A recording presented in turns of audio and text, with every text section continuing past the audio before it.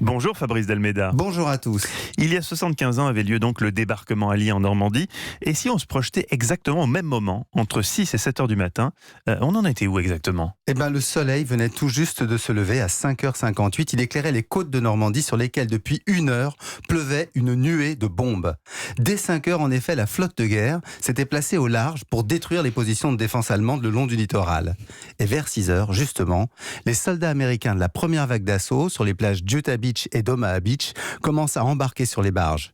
Parmi eux, des hommes du génie dont le rôle est de détruire le vaste réseau d'obstacles qui empêche l'approche des grosses péniches de débarquement de matériel. Et évidemment des combattants dont les vétérans de la Big Red One, la première division d'infanterie qui avait déjà fait les débarquements en Afrique du Nord et en Italie.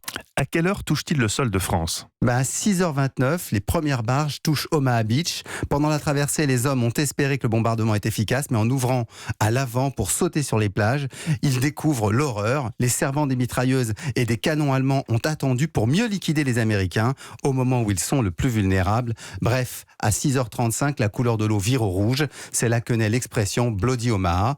Et quelques minutes plus tard, une radio allemande commence à faire circuler l'information alors que les Alliés gardent encore le secret. Et à quel moment les Alliés ont su que le débarquement était réussi ? Bien après 7h du matin, car à 9h15, ils hésitent à abandonner Omaha. Mais enfin, à 9h30, Eisenhower, le général en chef américain, lance un communiqué annonçant le débarquement.